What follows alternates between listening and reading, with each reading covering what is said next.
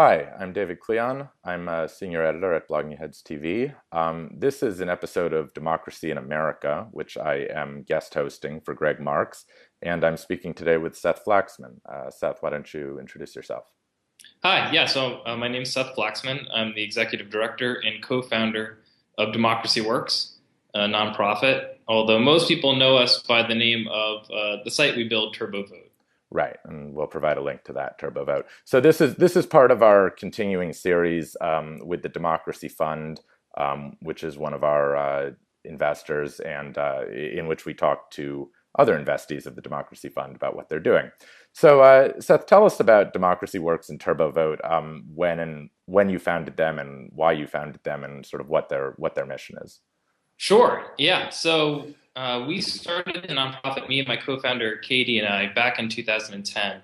Mhm. And the idea was very simple. We thought that if voting was easier, more people would vote more often, and then that would be good for our democracy. And we can sort of geek out about democratic theory to explain why that is true, but most people seem to get that at a gut level. And The first thing we built was TurboVote, a website where anyone in the US could sign up one time online, and then we would help them register to vote and vote, but more importantly, we would help them stay registered to vote and voting in all of their elections, local to presidential, for the rest of their life. Huh. So what are some of the challenges that you face in kind of streamlining different voting laws from different states and municipalities? Like how do you get that into one Oh, single website? there's like so many. Yeah.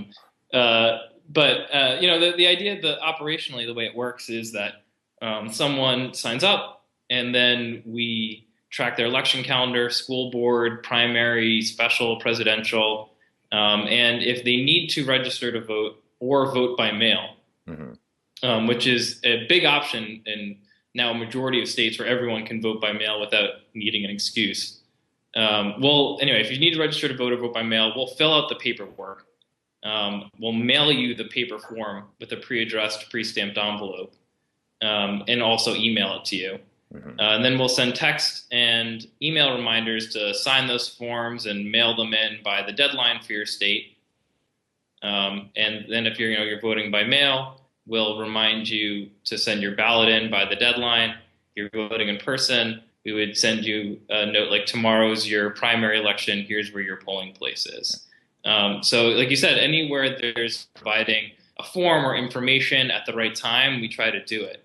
And that means that we're constantly balancing like so many different election deadlines and forms and everything else, and have actually a full-time person on our staff as a researcher to help us keep track of all of it. But even just to give you an anecdote, when we were building the pilot in 2010, we were just serving like 300 students. Yeah. And even then, in order to pre-address the envelopes of where their vote by mail applications had to go to, we still needed to collect the mailing address of, around 4,000, or 3,800, anyway, a huge number of election administrators across the country, because it's mostly done at the county level. Right. Although in 8 states it's at the town level. So we had to get thousands of these contact informations accurate and correct. And, we would had a few instances where we were like calling the election clerk in maybe like Framingham, Massachusetts, because the USPS mailing API was telling us there was no address there, and we'd call them like, listen, the postal service doesn't know where you are. And they're like, of course they know where we are. They're right across the street. So there's just it's been very hard to build out all this information into data sets you can actually build technology off of. Right. That's been a big challenge of ours. And I assume that the laws are constantly changing from place to place, right? And that you have to keep up with that at all times, right? Yes. So that's a lot Yes. of. Yeah, I mean, this actually, I feel a little guilty talking with you right now because I was a registered voter in Washington, D.C., where I lived for several years. And just last August, I moved to New York City, and I live here now. And I actually came right before I should say I'm a registered Democrat in D.C., but I came right before the Democratic mayoral primary here. Mm. And out of sheer laziness, and sort of, moving stress and stuff, I did not re-register. I did not get to vote in that. And then I didn't even compensate by voting absentee in the Democratic mayoral primary back in DC. So I've now missed two elections that I was interested in and following. But you're saying I could go to your site and, like, how much effort would it take me to register in New York? It definitely under 5 minutes to I, sign up on the site. I feel really Um, stupid for not doing that now, but well, I mean, honestly, like what you just said is exactly why TurboVote exists. yeah, I mean, I went to grad school. I guess so. I got a master's in public policy, and my main goal to go to grad school is like the internet's revolutionizing everything except the public sector, yeah. and I found that to be a really sort of compelling thesis question. And while I was there, my first semester, I realized I'd missed 4 elections. Where were you? Up at the Harvard at the Kennedy School. Okay, so you were in Massachusetts and you didn't register there. Well, I mean, each of those 4 elections was a different process issue, and Uh-huh. this is sort of what came up with. Like, I'm not an apathetic person. I know I'm not I know I'm paying sometimes too close attention to all sorts of different races because I find them so interesting. Right. But yet I'm missing all of these elections, so there have to be process issues. And the first time, I, like you, I think had missed an absentee deadline back in New York where I was still registered. And then a second election, I just didn't know it was happening at all. I just, a local election, how do they inform people about this stuff? I Right. just completely missed it. No, I The mean, third time, I'd forgotten to change my registration. I'd missed the deadline. yeah. No, it's Um, crazy because I think, like, you and I think it's fair to say both would be classified as high information voters. And yet yeah, we still, I mean, life gets in the way, apathy, like moving, being busy, all these things can get in the way. And for people who don't pay that much attention and who are working all the time, I'm sure it must be incredibly frustrating, the process. right, right. So, I Yeah. mean, the concept we talk about is making voting fit the way we live. Right. And the internet has changed how we do everything. How we rent movies, how we talk to friends, how we buy clothes, like how we, but it hasn't really changed how we interact with our democracy. Hmm. And the more the internet changes everything else in our daily lives and does not change how we vote, the more of a disconnect there is with every passing generation. And the more alien the voting process is, and the less people are likely to vote. One of my favorite stats sort of illustrating this was that in 2010, among college students who did not vote, 66%, this is a study from Circle up at Tufts, 66% said it was due to process issues. Or, for example, they were working, they forgot, or they were out of town. Wow. And those are all process issues that you can solve with technology. Yeah. No. So, have you? Well, so what kind of reaction have you gotten to the project so far? I mean, how many, or can you give us a rough idea of how many people have Yeah. been signing up? Right. So right now we have a little bit over 200,000 people signed up Oh, for the wow. service. Okay. And most of those folks come through our partnerships with colleges and universities and some nonprofits. So, for example, when we now work with around 135 colleges. And when we work with a college, what that means is we work with them to get TurboVote embedded in some part of university infrastructure so that everyone passing through the university gets a chance to sign up for TurboVote. So Harvard was our first school, and I use them as a case study. So that at that school now for the third year in a row, this September I think will maybe the fourth year even, when all the freshmen come in to sign up for classes, they'll have to pass through a long hallway of laptops with TurboVote on them, and they'll get a chance to sign up for TurboVote. And we sign up between like around a half the freshman class or so every year. So have you? So as you've expanded to 200,000 people, and I assume you're still expanding, have you mostly been targeting university students, or does it go broader than that? No, I mean it certainly goes broader than that. I would say colleges we found to be a really good opportunity for us because we can sort of build voter engagement into the annual life cycle of a college in a very seamless way. It's harder to find other institutions where it works as well. Right, you've got this but we do fresh crop of 18-year-olds every year, I guess, and they're all like in an one evergreen. place. Yeah. But we do, in terms of how we reach out to non-college populations, we work with other nonprofits which focus on other populations. So we see ourselves as building this technology, whereas there are lots of nonprofits out there that are very good at reaching out to their communities, and we just want to make sure they're using the best tools that they can to do it. But then the final thing is we also, in 2012, on National Voter Registration Day, Google included a link to TurboVote on their home search page, Hmm. which was very exciting. And that's also sort of how one of the models of partnership that we have. Are there other organizations that you consider sort of peer or rival organizations, or that are kind of doing similar work to you? Um, Honestly, there are lots. There's a whole broad voter registration field yeah. out there. People who've been doing this for a long time.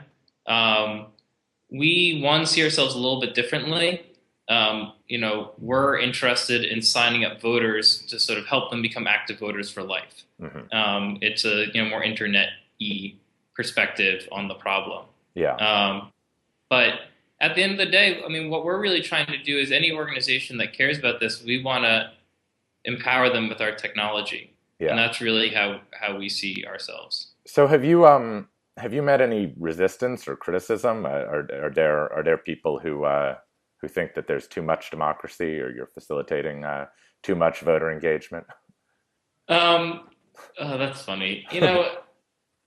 Not really. I think for me, one of the most fascinating things to observe over the past 3, 4 years while I've been doing this is that even as early as 2010, people were sort of like, "Oh, that's a cute idea, Hmm. like something that makes voting easier." I think over the past 4 years, the there's been so much in the news around the rules of the road changing around voting Yeah. that there's just like a lot of people now recognize that how we vote and making sure that voting fits the way we live really does matter. And that's been exciting to see. Yeah, well, so let's talk about that a little bit, because I've followed some of those stories, and the general thrust of them seems to be is especially surrounding the 2012 election, and but then I assume going into this year's midterms as well. The general thrust seems to be that the Democratic Party is broadly supportive of making it easier to vote, and of more include kind of of early voting and things like that. Whereas the Republican Party, especially in many states, the state level, has pushed for laws that that in some ways make it harder to vote. And I realize I'm framing this in a slightly biased way here, but have pushed for things like voter ID laws, have tried to make an issue of voter fraud. Have targeted organizations like Acorn with and accused them of voter fraud. Um, has First of all, do you agree with that basic framing? And second of all, would you say that I mean, has that conflict such as it is played into Right. your organization? I actually would disagree with that framing of it. I have found many supportive Republicans who see this as a basic sort of voting should be easy. That how the rules of the road shouldn't be what determines the outcome.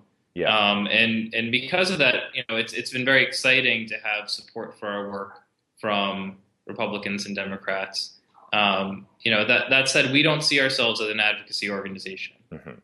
And so what we really focus on doing is whatever the rules are in your state, we try to make them so that voters understand them and can follow them easily. And like keeping focused on that challenge is hard enough for Yeah. us. And there are a lot of other people doing good work trying to advocate for different voting policies. I would say though that one misconception a lot of people have. There are two sort of misconceptions a lot of people have around voting. One is that election administrators are like out to get you and like Uh-huh. not count your vote. And we did a lot of research in 2013 because we wanted. Actually, I can talk about this next. We wanted to build tools not just to make voting easier for voters, but we also wanted to build technology directly for election administrators because we saw that as the only way we could really make voting easier for everyone. We had to be working with government. Yeah. And so we did all this research with election administrators to find out like what is their view of technology, when do they innovate and use new technology, what are their primary motivations when it comes to what technologies to adopt. And what we saw was that election administrators usually are adopting new technology because they think it'll serve voters better, Hmm. not because they think it'll save themselves time and money, but because they actually legitimately want to make voting a better experience. And the main thing holding them back is that they don't have a lot of money. The U.S. is the only country in the world where elections are run at the local level as opposed to the federal level, let alone state level. Yeah. So these are county government money, which is not a lot. And so there isn't like a robust marketplace building tools for them. VCs aren't investing in companies, like lots of startups that build good technology for them, mostly. And so I guess generally where we're focused at the local level, I see a lot of cooperation between parties and people focused on making voting easier, which is sort of refreshing Yeah. compared to the national dialogue on it. What are there particular states or municipalities or counties that you think, uh, first of all, that you think do an especially good job of making it easy to vote, and then are there some that you would say do make it especially hard to vote or could use some improvement? There are a lot of bright spots, Hmm. actually, and what we found is that there's what's usually one again. This is one of the things we found in our research is that a lot of these folks are innovating. They're figuring out new solutions, but they're very homebrew. They don't Yeah. have a lot of resources to do it, and because they all have different legacy technology and different technology infrastructure, what they innovate doesn't scale to other counties or states. Uh-huh. So it's very hard to get these sort of massive system level changes. So but just to give you actually one sort of funny example, when I reached out to my co-founder Katie, and we were both in grad school, and I asked her, I sort of described TurboVote, and I said, "Do you think we could build this? Like, how hard would this be?" And she was like, "Oh, that'd be easy," which is like, we still tell the story as like famous last words. But the reason she thought it would be easy because she had one of the only clerks in the entire country out of thousands that was already sending email reminders about all her dates and deadlines. And it was just sort of lucky that she had had that experience because she was like, well, of course, isn't that what all clerks do? And it wasn't. It was just this one innovation in a county that hadn't been spreading. So, sorry, and where was that Oh, county? that was Boone County, Missouri. Okay, cool. Which is that a suburb of one of the major cities, or is that Yeah, rural? I think it's a suburb of the clerk's name is Wendy, and the suburb of Columbus, I think, Okay. Well, anyway, so or part of Columbus. Anyway, yeah. is there? So, are there places? And I understand if you'd rather not pick on anybody, feel free to say that. But are there places that you feel do make it particularly difficult for voters through action or inaction? Um, Uh, I don't have any good names to call out for you. I would say that on a non-anecdotal level, if the people listening are interested in learning more about how states compare with Yeah. each other on this, Pew Trust put out a very good election performance index with some very sort of fancy, cool-looking charts where you can sort of say, I want to look at these 7 metrics and compare them across these different states and see improvement over different election periods. And I would really encourage folks to check that out. Okay, we'll provide a link to that. Are there particular laws, just as a general practice, that you see as facilitating voting and making it easier, or alternatively as making it Hmm. more difficult? Like, what actually? Let me rephrase that. Are there any laws you're concerned about? Any types of laws you're concerned about as far as facilitating the voting process? Um, I mean, I think it's a good question. Um,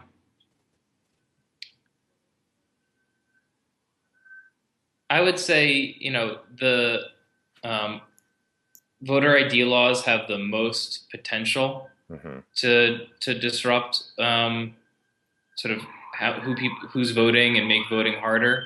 Um, Sometimes, in theory, if every voter got a free government issued voter ID card and it was done automatically, I could see the benefit of that. But I think the implementation of these laws is so difficult that, I mean, that's why different states courts have struck it down. Yeah.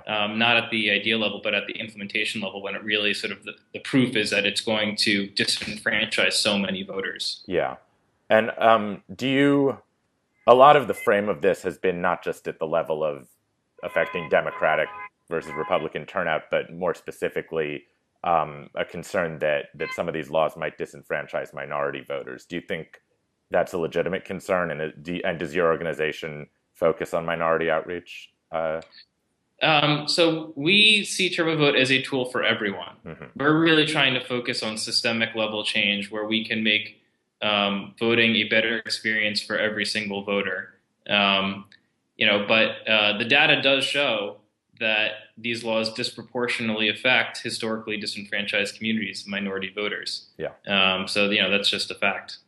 But you don't. So actually, maybe actually piggybacking off of that, um, how have you gotten the word out about TurboVote? Right. How have you spread it, and how are you making it grow? It's mostly through partnerships. Hmm. Like I said before, partnerships with colleges, partnerships with nonprofits, partnerships with tech companies, and starting this year, partnerships with election administrators as well. So you have specific plans going into the 2014 election, like new ideas you want to try, or Launching with right now 8 counties a hmm new tool we are calling Ballot Scout. hmm And the idea of Ballot Scout is that voters should be able, and this is going to blow your mind with how obvious and like not that important it sounds, but voters should be able to know when they're voting by mail where their ballots are in the postal system. huh? You should be able to track your ballot like you can track a package on Amazon or Wow. anything else. Yeah, that And makes most sense. of these election administrators don't have the technology to do that right Wow. So now. And they also from their end too. They don't know where the ballots are. The postal system is a black box often for them as well. yeah, Um, it's weird. There's been all this talk about voter irregularities or voter fraud, and the assumption is that the irregularities come at the level of the voters themselves, right? That people are trying to vote twice or whatever, or vote in a state they're not registered in. But I assume there's also a lot of voter irregularities that come through the system, right? Ballots that are lost or exactly. misplaced. Yeah. Exactly. So what we're trying to do is we're unveiling a tool that we're hoping will make vote by mail a more reliable, accountable system that voters trust because it's transparent. And if there are issues that come up, an administrator would see where the issue is and be able to reach out to a voter and solve it before their vote is lost and they're not able to participate in the election. Huh. So that's the next big frontier for us this year in 2014. Um, and you said you're coordinating with specific counties for this? Yeah, yeah, I'd be happy to send you a list afterwards, or I could sort of tick off different states if that helpful. So we're Yeah, working yeah. in counties in Texas, so Martin County, Florida, Travis County, Texas, Boone County, Missouri, and then also counties sort of Yolo, California. YOLO, really? Yeah, yeah, I That's know, awesome. I love it.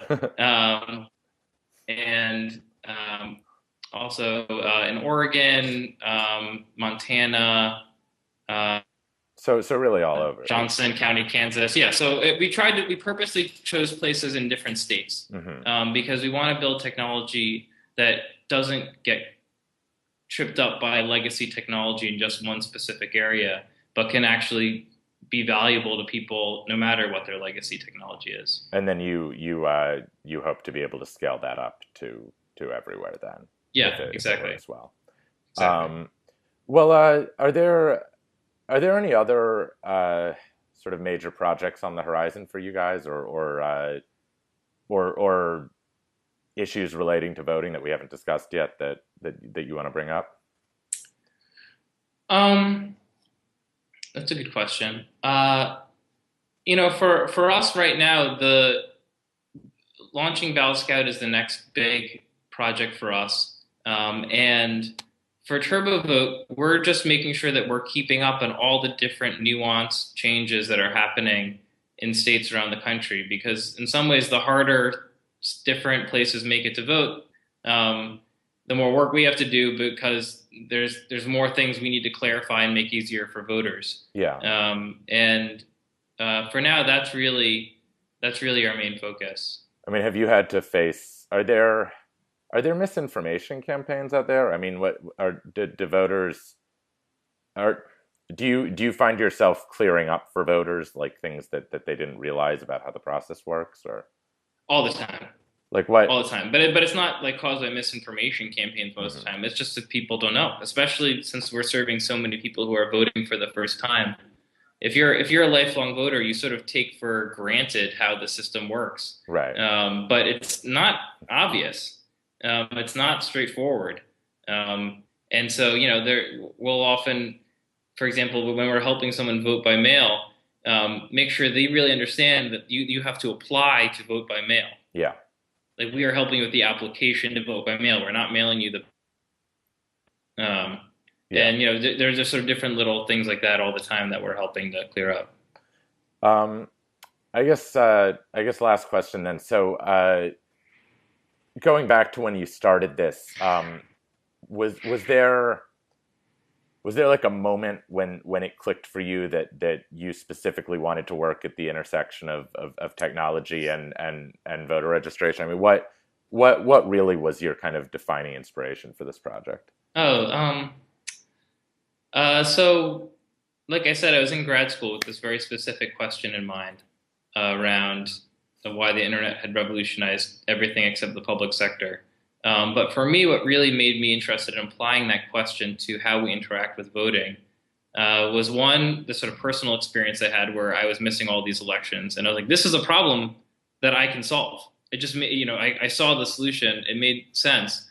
But more importantly, it was just a general feeling that our politics wasn't working. Hmm. Our democracy wasn't addressing big issues, that we had all these big and growing issues. And I just didn't, I thought sort of getting the gunk out of the pipes of our democracy was the first step to actually fixing it. Yeah. And that was really a big part of what motivated me to do it. Uh, and then I will also add that it was, I think the real moment I decided to take the leap was when I watched the end of season 3 of Mad Huh. Men. And I was like, oh great, like I want to start up too. What is that? That's the one where they Well, where they, no, but yeah, you want, I don't know, some of your listeners might not have seen the episode. Spoiler fair alert. point. Okay. Spoiler alert. You can cover your ears for the next few seconds. But is that the one where they have that kind of heist and they set up the new company with Lane and everyone at the Yeah, yeah, no, yeah, that's an amazing finale. I remember that. amazing Um, finale. I was watching it. I was like, all right, I'm gonna do it. yeah, no, well, it's incredible that Matthew Weiner has inspired this project. So, um, uh, He gets full credit. Obviously, he's done all the heavy lifting. I wonder if we can link a YouTube clip of that scene. But anyway, yeah, spoilers over. Sorry, anyone. Okay, well, Seth, it was so great to talk to you. This sounds like a really worthwhile project, and actually, the site I did take a look at it right before we started talking. It is very simple and user friendly, and now I feel like I should probably go ahead and register to vote in New York. Yeah, Um, although I'll also clarify, we want people who are already registered to also sign up. Even if you are just signing up for reminders yeah, about your local elections, we still think it's very valuable. yeah, no, I mean, absolutely. It's it's incredible how many people don't vote in this country and how much that's sort of taken for granted. And I have actually, I should say, I have worked registering voters during the '08 election. I was living in Chicago at the time. I was an Obama supporter, and and there was actually a good use for me, which was I had a car, and I was at the University of Chicago, so I was on the south Mm. side. So it's about a 30 or 40-minute drive to Gary, Indiana, in the fall of 2008. Gary, Indiana is a very, very poor um, post-industrial, almost entirely African American city. And I was going out there with other Chicago volunteers, and obviously Obama being from Chicago, there were a lot of those. And basically going to door in these communities, signing up people who had never voted before, old women who hadn't voted in years, Mm. Mm. uh, teenage sons who weren't going to vote themselves, but who could drive their grandmothers to the polls. I was registering people to vote. I mean, obviously, first Mm. African American president, there was this incredible feeling of, that this was a historic opportunity. And I'm proud to say that Indiana was the only state that Nate Silver, who was living in Chicago at the time, who I ran into that year, was the only state he called wrong in 2008. Obama did win Indiana. It's a historic aberration that a Democrat won Indiana.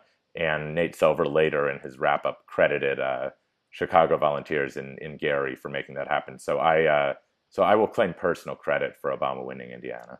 But Wow. Has Obama called you to thank you oh yeah, yet? no, he and I were buddies. We're on the phone every Okay, week. good, Blogging good. Heads audiences, you should know that I'm part of the Obama machine. And no, it's obviously my individual contribution was very very small, but it was a cool thing to be a part of, and it got me thinking about just like how many people out there, people with clear political preferences, are just not voting, and no one's really like asking them to. Right, So exactly. So yeah, we've sort of taken it upon ourselves to be everyone's individualized get out the vote tool. yeah. Not connected to any party. We're just you sign up and we want to get you out to vote in every election. Yeah, no, and I think that's really great. So thank you so much, Seth, and it was great to talk to you. Yeah, same. My pleasure. Thank you. Yeah.